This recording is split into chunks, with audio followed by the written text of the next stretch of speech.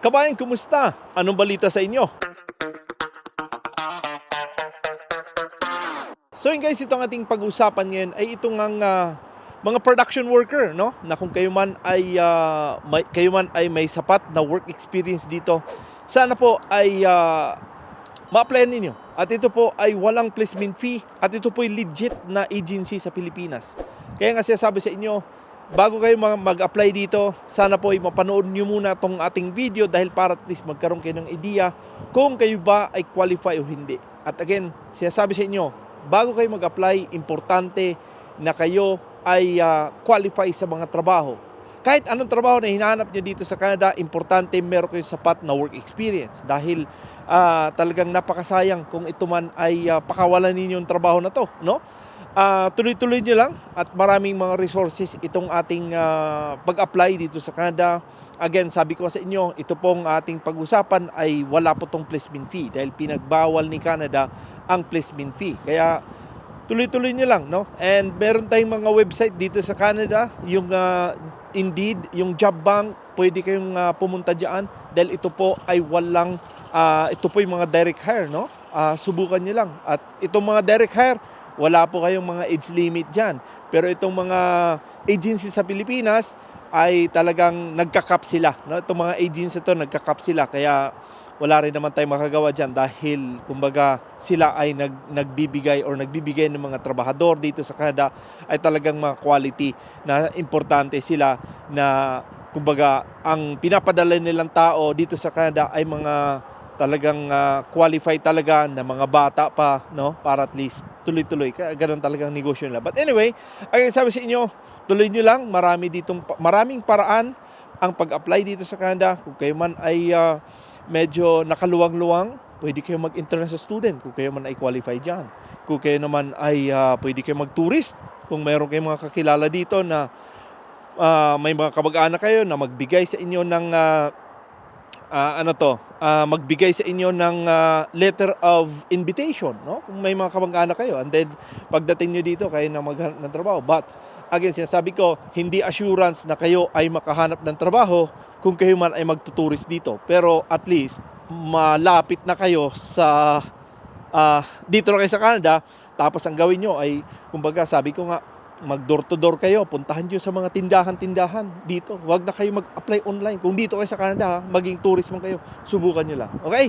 So again, sana po ay magandang intro natin to para sa mga job seekers na kagaya sa inyo na gusto at nagbalak pumunta dito. Sabi sa inyo, subukan nyo lang mag-apply talaga dahil napakaraming opportunity, napakaraming paraan upang kayo ay mag-apply ng mga trabaho sa Canada. Napakarami, sabi sa inyo. Ayusin lang ninyo ang inyong resume. Yun lang ang key nyo dyan. Resume is the key. Kasi kung hindi maganda resume nyo, kahit gaano karami kayong mga experience na magaganda, kung wala kayo experience or hindi maganda ang pagkasulat ng inyong mga resume, mahirapan kayo. Promise ko sa inyo yan. Subalit ngayon, itong ating pag-usapan ay itong ang sa agency sa Pilipinas, no? So, tingnan natin to. So yun guys, ito po ay nasa workabroad.ph at ito po ang production sewing machine operator. At ito pong agency na to ay nasa Manila On Time Express Manpower Incorporated. At ito pong trabaho na to ay papunta sa Toronto, Ontario. At ang salary dito ay umabot sa 35 to 45,000 per year. Napakalaking salary to. Okay? So, but again, 14 kataong kinakailangan dito at ito po ay until December 15. So, may time pa kayong ayusin ang inyong resume bago kayo mag-apply and then hanggang December 15, no? Ito yung sinasabi sa inyo, itong job description na to. Itong 5 dots na to, kung meron kayong ganyan, i-copy nyo to, ilagay sa resume. Palitan nyo lang ng mga wordings konti, tapos ayos na yan. Okay? So again, kung kayo man ay ang inyong mga work experience dito ay mga itong job description nilang hinahanap ay operate sewing machine to work primarily on industrial and dye lots. Operate single, double, or multiple needle serging, flatbed filling, bonding, and other sewing machine. No? Kung kayo man ay may mga iba pang mga sewing machine, ano bang gamit na sewing machine nyo, ilagay nyo ang brand para talagang matibay yan. Assemble piece garment by machining, pattern, and dye lot. And then examining garment and operate sewing machines, sergers, and other machine to repair garments and other articles during the manufacturing process. May perform minor maintenance and repair on sewing machine. So, kung meron kayong mga ano pang mga ginagawa nyo dito sa pagsusewing na to, importante ilagay nyo pa. Kung ito mang kulang pa tong ginagawa na to ninyo, marami pa kayong ginagawa, ilagay nyo rin. Okay? Ilagay nyo. Dagdagan nyo na lang to. Okay? Pero meantime, kopyahin nyo tong iba dito, ilagay nyo sa resume, ayos yan. So ngayon, ang qualification dito, ito importante. So, a minimum of 3 years work experience is required. Kung wala kayong 3 years work experience, wag kayong mag-apply dito dahil hindi kayo matatanggap. Candidate must be a vocational diploma, short course certificate, holder in other or similar field. Kung kayo man ay high school lang, hindi kayo matatanggap dito dahil sinabi dito vocational or again, hindi naman sinabi ditong high school lang but short course certificate. So, I think kung makakuha ka ng short course certificate, kayo po ay high school, no? High school graduate kayo. So, again, kung meron kayong mga diploma, kayo man ay may mga short course certificate, ilagay nyo. Okay? So, again, will be primarily working with industrial safety clothing. Yun. Kung meron kayong mga safety clothing, ano bang mga safety ginagawa nyo, ilagay nyo din yan sa inyong resume. Good verbal and written communication skills. Huwag itong problemahin dahil matutunan nyo to, okay? Huwag kayo masyadong maproblema sa hirap ako mag-English. Ayos lang yan. Basta importante dyan na tuloy-tuloy lang ang English nyo. Dalang practice ang kailangan doon. Must have a very strong determination to work abroad. Yon ang importante. Again, ito po ay MK Skills Specialist Ltd, yung principal employer.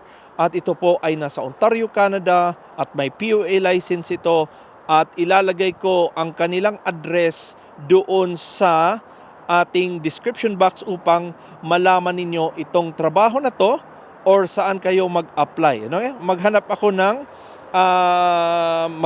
ng email address upang kayo ay makapag-email na sa kanila at pwede na kayong hindi na lang pumunta sa agency na yan, no? So, subukan nyo lang. Sabi sa inyo, talagang ayusin nyo lang ang paggawa ng resume. Alam ko, ang dami tayong mga kababayan na qualify sa mga trabaho sa Canada.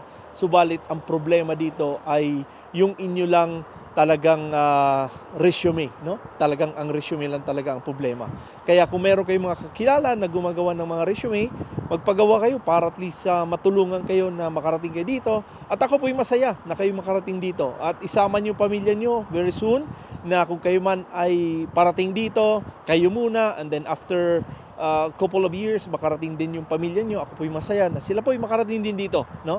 At again, sabi ko sa inyo na hindi madali ang buhay sa Canada, pero kaya natin to. Nakaya ko nga ng 19 years na dito. Kayo pa kaya? Di ba? So, tuloy-tuloy lang. Ang hirap lang dito sa Canada, yung mga first couple of years. Pero after that, na gamay mo na si Canada, ay madali na. Madali na. Sabi sa inyo, madali na.